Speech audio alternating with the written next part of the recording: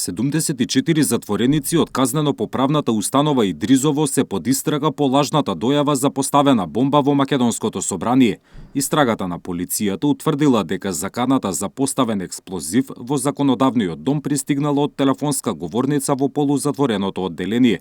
Од затворот Идризово, велатот и управата веднаш почнала со испрашување на затворениците сместени во одделението од кое пристигнала заканата.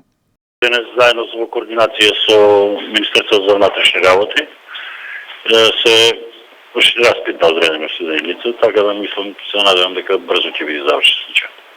Се работи за кривично дело. Доцна синоќа околу 23 часот пристигна пријавата за поставена бомба во собранието. Министерството за внатрешни работи добило повик на телефонскиот број 192 во кој маж пријавил дека во законодавниот дом има експлозивна направа, пошто го прекинал телефонскиот разговор. Единицата за антитероризам веднаш излегла на терен. Присутните во објектот се евакуирани, а припадниците на МВР детално ја пребарале собраниската зграда. Нивната истрага не пронашла експлозив, па почнала потрага по лажниот дојавувач. За неполна седмица ова е втора лажна закана за напад врз државна институција.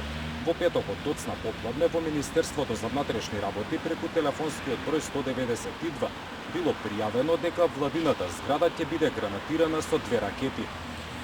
Министерството за внатрешни работи веднаш ги превзело сите мерки за проверка на заканата, утврдило дека таа доаѓа од мобилен телефонски број.